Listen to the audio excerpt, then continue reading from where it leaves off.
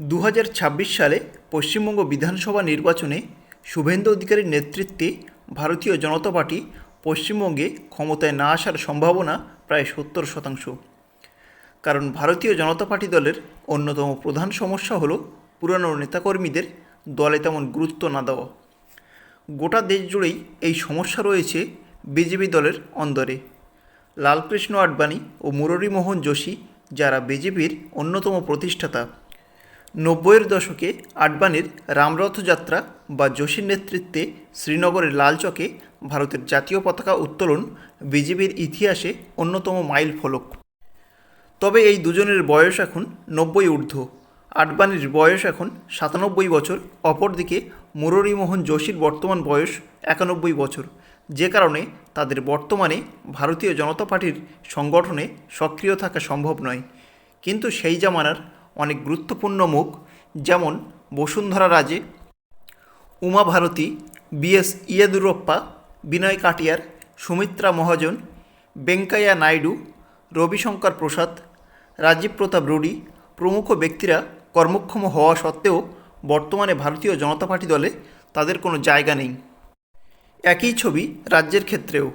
কেন্দ্রীয় স্তরের অবজ্ঞার কারণে যশবন্ত সিনহা, শত্রুঘ্ন সিনহা, কীর্তি আজাদের মতো একনিষ্ঠ বিজেপি কর্মীরা দল ছেড়েছেন।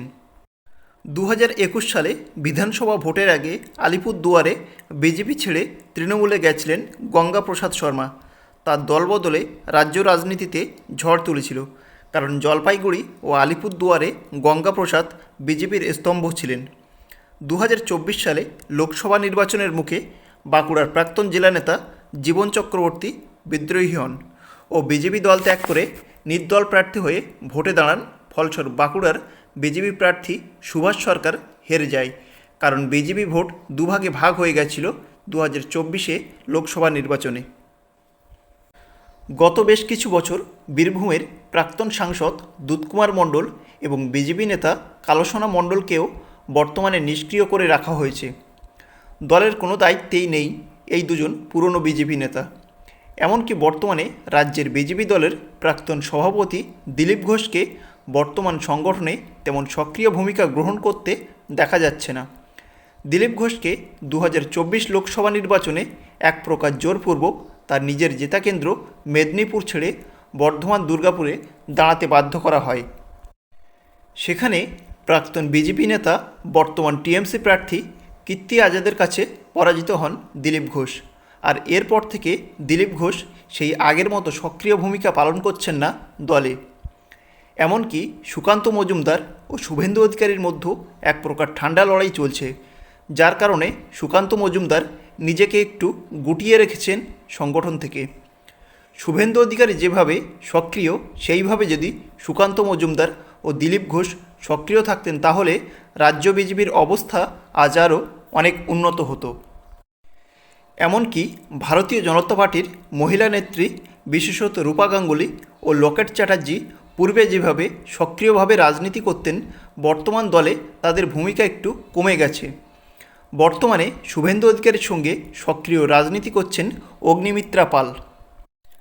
আসলে ভারতীয় জনতা পার্টিতে যখনই নতুন সংগঠন তৈরি হচ্ছে, তখনই পুরনো সংগঠকদের ভূমিকা প্রায় থাকছে না দলে, যার কারণে হয় তারা বসে যাচ্ছে, নয়তো দল ত্যাগ করছেন। এই সমস্যা কিন্তু শুধু নেতাদের মধ্যেই সীমাবদ্ধ নয়, এই সমস্যা জেলা এবং পঞ্চায়েত স্তরেও লক্ষ্য করা যাচ্ছে।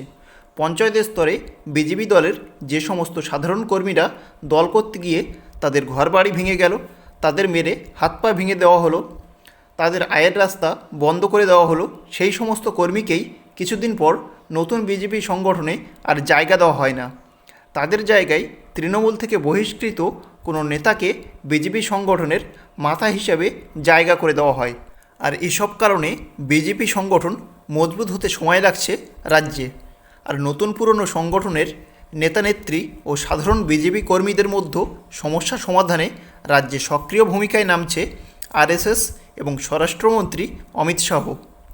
তবে নতুন পুরনো দ্বন্দ্বের অবসান ঘটলেই রাজ্যে ক্ষমতায় আসবে ভারতীয় জনতা পার্টি।